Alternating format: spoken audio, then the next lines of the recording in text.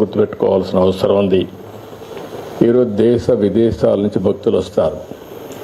వాళ్ళకి రక్షణ, భద్రత, దీంతోపాటు వాళ్ళని తిరుమల తిరుపతి దేవస్థానం పవిత్రత కాపాడే బాధ్యత కూడా ఉంది. ఏ చిన్న సంఘటన జరిగినా దాన్ని పెద్ద ఎత్తున ఎక్స్పోజ్ చేసే పరిస్థితి కూడా ఉంటుంది. ఎందుకంటే ఇది ఒక పవిత్రమైన స్థలం కాబట్టి. ఇక్కడే పోలీస్ ఎంప్లాయీస్కి అందరికీ, ఇక్కడ పనిచేసే ప్రతి ఒక్కరికి, కమిషనర్ మనం ఎస్పీ పోలీసు కానీ అందరూ కానీ దీన్ని దృష్టిలో పెట్టుకోవాల్సిన అవసరం ఉంది. అయితే ఇంకొక పక్కన ఇక్కడ ఈ పోలీస్ స్టేషన్ ఒక మోడల్గా చేసుకొని ఈ ప్రాంతంలో ఎక్కడ ఎవడు తప్పు చేసినా ఇమ్మీడియట్గా కానీ పట్టుకోగలిగిన పరిస్థితికి వస్తే చాలా ఒక ఇమేజ్ పెరిగే పరిస్థితి వస్తుంది. పోలీసులు ఒకటే గుర్తుపెట్టుకోవాలని చాలా స్పష్టంగా చెప్పాను. నేను ఎప్పుడు ముఖ్యమంత్రి అయినా, అందుకే నేను ఇక్కడుండే మిమ్మల్ని అందరూ కోరేది ఏంటంటే, మీలో ఒక ఆలోచన, ఇది ఒక ఆధ్యాత్మిక కేంద్రం.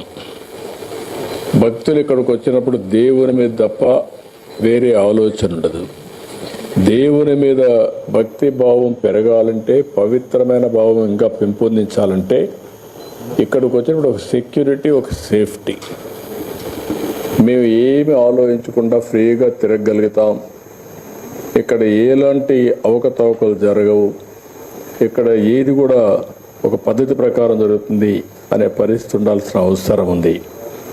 అది ఉండాలంటే మీలో కూడా ఎప్పటికప్పుడు ఆ మార్పు, లేకపోతే నవేడేస్ మనకందరికి కూడా ఒక మాటలో చెప్పాలంటే కొన్ని మంచి పనులు కూడా చేశారు. దానికి ఒకసారి మిమ్మల్ని అభినందించాలి. యువత భవిష్యత్తును నాశనం చేస్తున్న మారక ద్రవ్యాల్ని, మహిళలపై జరుగుతున్న నేరాలు, రోడ్డు ప్రమాదాల నివారణకై ప్రత్యేకమైన దృష్టి పెట్టారు. 762 కిలోల గంజాయిని స్వాధీనం చేసుకుని స్మగ్లర్స్ యొక్క సప్లై చైన్ అరికట్టారు. 179 మందిని అరెస్ట్ చేశారు. స్మగ్లర్స్పై ఎన్డీపీఎస్ చట్టంతో పాటు పీడీ యాక్ట్ కూడా పెట్టి జైలు పంపించారు. This is the biggest break through. మనస్ఫూర్తిగా అభినందనలు. గంజాయి విక్రేతల్ని రవాణా చేసేవారిపైన కూడా 296 మంది పైన ఏదైతే సస్పెక్ట్ షీట్ తెరిచి వారిపై నిఘా కూడా పెట్టారు. ఎర్ర చందనం స్మగ్లర్స్ అరికట్టడానికి బాగా గట్టిగా పనిచేస్తున్నారు. జిల్లా వ్యాప్తంగా గ్రామాల్లో 786 డ్రగ్స్ అబ్యూస్ ప్రివెన్షన్ కమిటీ ఏర్పాటు చేసి మోడల్లో కూడా అవేర్నెస్ తీసుకొస్తున్నారు. దీన్ని కూడా మనస్ఫూర్తిగా మనం ఇటీవల ఒక మంచి కార్యక్రమం తీసుకున్న నో హెల్మెట్ నో పెట్రోల్ బాగా పాజిటివ్ మంచి ఇంపాక్ట్ వస్తుంది. నేను ఒకటే మీ అందరినీ కోరుతున్నాను. నేను చాలా సమస్యలు చూశాను. ఒకప్పుడు కేవలం సమస్య, ఏ సమస్య అయినా అది సమాజం ఆమోదించినటువంటి కార్యక్రమం ఎవరేం చేసినా, యాక్టివ్ సోషల్ చేసినా అది సస్టైన్ జరుగుతున్నది. ఆ రోజుల్లో నేను చాలా గట్టిగా ఫైట్ చేశాను. 2003 నా మీద హత్య ప్రయత్నం చేసిన, 23 గ్రీన్ వార్ మైన్స్ ప్లాన్ చేసిన పరిష్కారం అయ్యే పరిస్థితి వస్తూ ఉంది. అంటే మనం గుర్తుపెట్టుకోవాల్సింది, ఏదైనా సరే సమాజ హితం కోసం కాకుండా, రాజ్యాంగ పరంగా కాకుండా చట్ట వ్యతిరేక కార్యక్రమాలు ఏవి కూడా సస్టైన్ కావు. రాయలసీమలో ఒకప్పుడు పెద్ద ఎత్తున ముఠా కక్షలు ఉండేటివి. ఒకరినొకరు చంపుకునేవాళ్ళు, ఆధిపత్యం కోసం పోరాడారు. అలాంటివి కూడా ఆ రోజు చాలా స్పష్టంగా ఫైట్ చేశాం. ముఠా కక్షలను అణిచివేయడమే కాకుండా ముఠా కక్షల్ని పూర్తిగా కంట్రోల్ చేసి నార్మల్సి తీసుకొచ్చాం. ఆ విషయం కూడా మనందరం గుర్తుపెట్టుకోవాల్సిన అవసరం. ఆ సందర్భంలో మా పార్టీ వాళ్ళు, తెలుగుదేశం పార్టీ లీడర్స్ అయినా వాళ్ళని కూడా అరెస్ట్ చేశాను. ఎందుకంటే కఠినంగా వ్యవహరిస్తే తప్ప ఇది సాధ్యం కాదని. అదే సమయంలో మూడో సమస్యను మీరు ఒకసారి చూస్తే కమ్యూనల్ వైలెన్స్ వచ్చి హైదరాబాద్లో 6 నెలలు కర్ఫ్యూలు పెట్టి రాష్ట్రం మొత్తం అనేక ప్రాంతాల్లో మత విద్వేషాలు రెచ్చగొడతా ఉంటే దాన్ని కూడా కంట్రోల్ చేశాం. అయితే ఈరోజు ఇంకొక పక్కన మీరు చూస్తే రౌడీయిజం నేను ఒక మాటే చెప్పాను. ఎవరైనా సరే రౌడీగా ఉండాలనుకుంటే మాత్రం ఈ రాష్ట్రంలో మీకు ప్లేస్ లేదు. అవసరమైతే రాష్ట్ర బహిష్కరణ చేశాం, కొంతమందిని గట్టిగా కఠినంగా యాక్ట్ చేశాం. దాంతో రౌడీలు అనే వాళ్ళు కూడా ఎక్కడా లేకుండా పోయే పరిస్థితులు. ఒకప్పుడైతే గల్లీకి ఒక రౌడీ, వీధికి ఒక రౌడీ కూడా తయారై పెద్ద ఎత్తున సెటిల్మెంట్ వీళ్ళే, భూ కబ్జాలు వీళ్ళే, ఊర్లో పెత్తనం వీళ్ళే, వీళ్ళు ఇష్ట ప్రకారం చేస్తే అవన్నీ కంట్రోల్ చేశాం. కానీ 1924 లా అండ్ ఆర్డర్ విచ్చలవిడిగా భ్రష్టు పట్టించారు. ఇంకొక పక్కన అనేక సమస్యలు వచ్చాయి. తిరుమల తిరుపతి దేవస్థానం అపవిత్రం చేసే పరిస్థితికి వచ్చారు. భక్తుల మనోభావాలు దెబ్బతినే పరిస్థితికి వచ్చాయి. ఇంకొక పక్క ఒకప్పుడు తిరుపతిలో నేను చూశాను. నేను ఒకప్పుడే తిరుపతిలో కూడా లా అండ్ ఆర్డర్ లేకపోతే పోరాడాం. చిత్తూరు జిల్లాలో లా అండ్ ఆర్డర్ లేకపోతే గట్టిగా ఫైట్ చేసి మళ్ళా లా అండ్ ఆర్డర్ రెస్టోర్ చేసే పరిస్థితికి వచ్చాం. ఎప్పుడు కూడా నేను అధికారంలో ఉన్నా, అపోజిషన్లో ఉన్నా లా అండ్ ఆర్డర్ చేతికి తీసుకోవడం కానీ యాంటీ సోషల్ ఎలిమెంట్స్ని ప్రోత్సహించడం ఎప్పుడూ జరగలేదు. నేను ఎప్పుడో ఒక మాట చెప్పేవాడిని, ఎవడైనా సరే హత్యలు చేసేవాళ్ళు తప్పకుండా వీళ్ళు కూడా పోస్ట్ మార్టం తప్ప వేరే ఉండదు. ఆ విషయం వీళ్ళు గుర్తుపెట్టుకోవాలని. ఎందుకంటే నేను లా అండ్ ఆర్డర్ మీద ఒక ప్రశాంతంగా ఉండాలి, శాంతి భద్రతలు పరిరక్షించాలి. అప్పుడే సమాజంలో ఒక శాంతి ఉంటుంది, ఒక భద్రత ఉంటుంది. భద్రత ఉంటేనే పెట్టుబడులు వస్తాయి.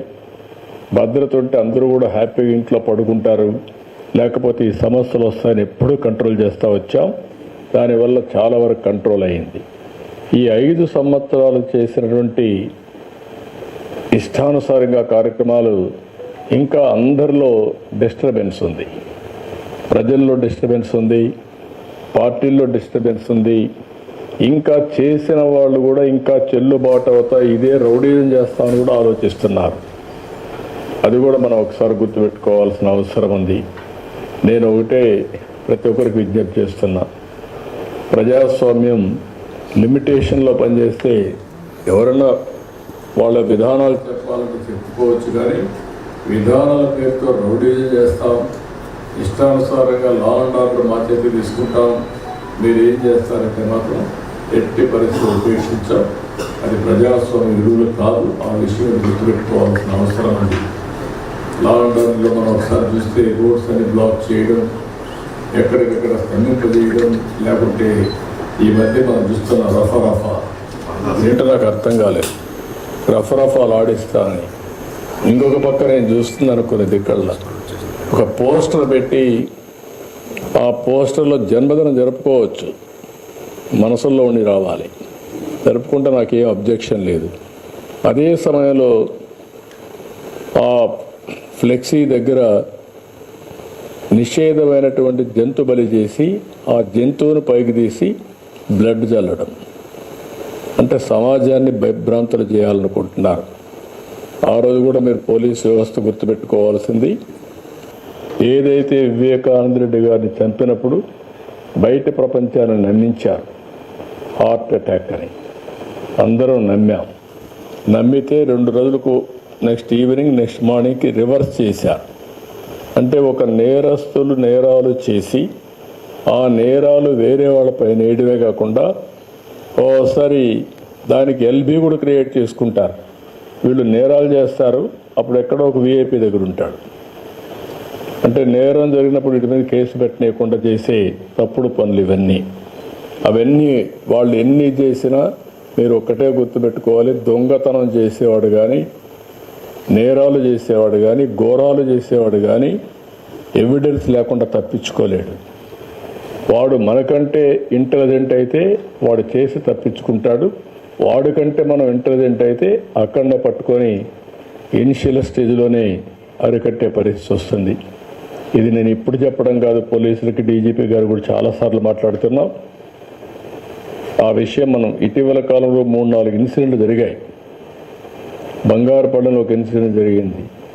గుంటూరులో వాళ్ళ వెహికల్ కింద ఒక అతన్ని వేసి తొక్కించేసి వారుగా వారేసిపోతే తర్వాత అంబులెన్స్లో వీళ్ళు తీసుకుపోయి ప్రాణం కాపాడలేకపోతే మళ్ళీ వాళ్ళ బంధువులు పిలిపించి పోలీసులే అంబులెన్స్లు పెట్టి అంబులెన్స్ చంపేశారని చెప్పి నేరం మన మీద వేసే పరిస్థితికి వచ్చారు.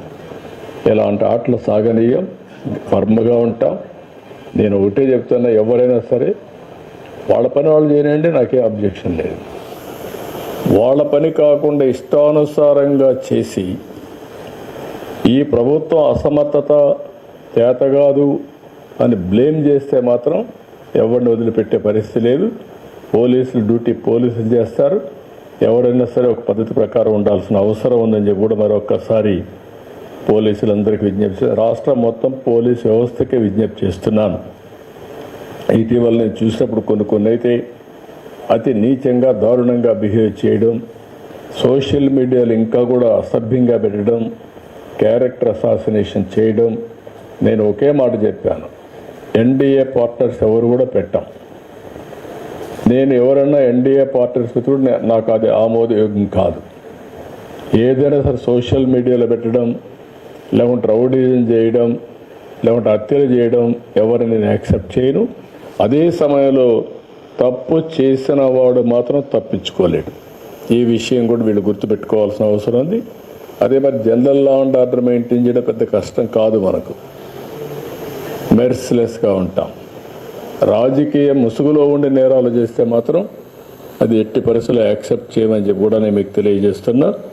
ఈ విషయంలో పోలీస్ వ్యవస్థ గట్టిగా ఉండాలి, మెసేజ్ కరెక్ట్గా ఉండాలి. అదే మరి నేరం జరిగిన తర్వాత మనం వ్యవహరించే తీరు చాలా ఇంపార్టెంట్. ఒక 4-5 కేసుల్లో గట్టిగా ఉన్నాము అనే పరిస్థితి వస్తే రాష్ట్రం మొత్తం సెట్ అవుతారు. ఒకప్పుడు దేవాలయాలపైన దాడులు, ఎక్కడికక్కడ గందరగోళం, దొంగతనాలు ఇవన్నీ పోయినాయి. ఎవడన్నా చేస్తే ఇమ్మీడియట్గా పట్టుకోగలుగుతున్నాం. దానిపైన మనం గట్టిగా యాక్షన్ కూడా తీసుకునే పరిస్థితికి వచ్చాం. ఇప్పుడు వైకుంఠ ఏకాదశి పర్వదినం ఇంకా 10 రోజులు ఉంటుంది. హెవీ క్రౌడ్స్ కూడా ఉంటాయి. దీనిపైన మీరందరూ అప్రమత్తంగా ఉండాలి. పోలీస్ వ్యవస్థ అప్రమత్తంగా ఉండాలి. టీటీడీ కూడా ఇన్స్ట్రక్షన్స్ ఇస్తున్నాం. 0 టాలరెన్స్. ఎక్కడ చిన్న ఇన్సిడెంట్ జరగడానికి వీలు లేదు. ఏ ఇన్సిడెంట్ జరిగినా చాలా ఫర్మ్గా కూడా ఉంటాం.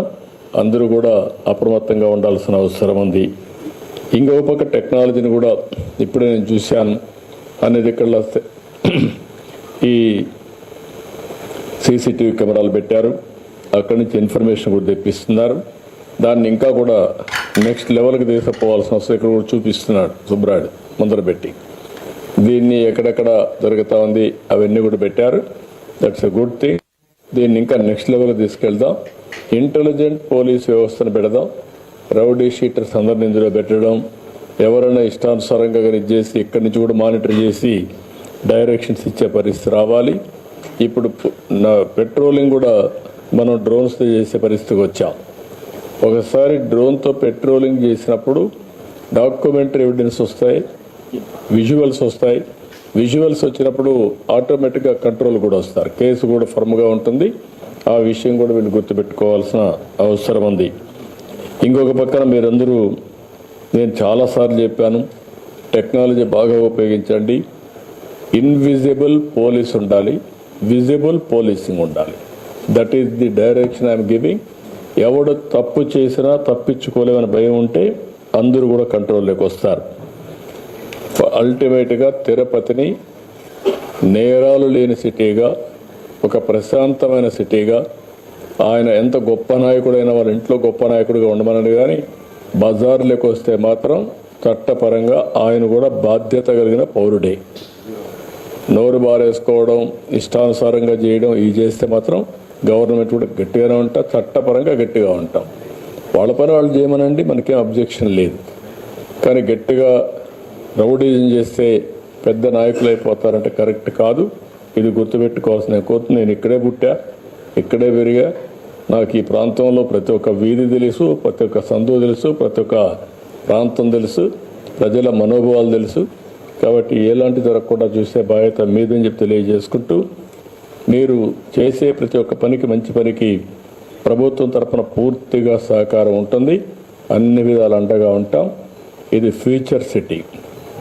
ఎందుకు ఫ్యూచర్ సిటీ అంటున్నానంటే, తిరుపతి ఇప్పుడు విశాఖపట్నం ఆల్ ఐటీ కంపెనీస్ అన్నీ వచ్చాయి. అమరావతి రాజధాని, అదే తిరుపతి, వెంకటేశ్వర స్వామి ఉన్న స్థలం ఇది. కలియుగ దేవుడు అనగానే మనకు వెంకటేశ్వర స్వామి గుర్తొస్తారు. ఆ మహిమ ఇక్కడ ఉంది. ఎవరైనా తప్పు చేస్తే ఆటోమేటిక్గా దేవుడే పనిష్ చేస్తున్నాడు. ఇంకొక జన్మలో కాదు, ఈ జన్మలోనే పనిష్ చేస్తున్నాడు. I have seen, I'm witnessing. కాబట్టి దీన్ని ఎంత పవిత్రంగా మీరు తీసుకుపోగలిగితే అన్ని మంచి ఫలితాలు వస్తాయి. దయచేసి ఆ యాంగిల్లో దీన్ని ముందుకు తీసుకుపోవాల్సిందిగా మరొక్కసారి కోరుకుంటూ అందరికీ మనస్ఫూర్తిగా అభినందనలు. All the best. ఎవరైతే ఈ ప్రాజెక్టు పూర్తి చేయడానికి అన్ని విధాలా సహకరించారో, శ్రీ సిటీ దాతలు కూడా సహకరించారు, వాళ్ళకు కూడా అభినందనలు, ధన్యవాదాలు. మిగిలిన అధికారులు ఎవరైతే బాగా పనిచేశారో వాళ్ళందరికీ మనస్ఫూర్తిగా అభినందనలు. నేను చాలా బిల్డింగ్స్ చూశాను, చాలా పోలీస్ స్టేషన్లు చూశాను, చాలా ప్రిమిసెస్ చూశాను. ఇది one of the best premises. ఎటు చూసినా ఒక ఆహ్లాదకరమైన వాతావరణం. ఇప్పుడే కలెక్టర్ గారు వీళ్ళంతా అర్బన్ డెవలప్మెంట్కి చెప్పి మధ్యలో గార్డెన్స్ కూడా చెట్లన్నీ పెట్టించి అన్ని ఫౌంటైన్స్ పెట్టి బాగా ఇది కూడా మైక్రో ఇరిగేషన్ పెట్టి చాలా బాగా చేశారు. One of the best police district office ఇది. దీన్ని ఇదే మాదిరిగా ఈ ఫ్రెష్నెస్సే కాకుండా ఈ ఫ్రెష్నెస్ పోలీసింగ్ పైన ఉండాలి. ఎవడు రౌడీ అనేవాడు భయపడే పరిస్థితి మీరు తేగలిగితే that is the best district of policing అవుతుంది.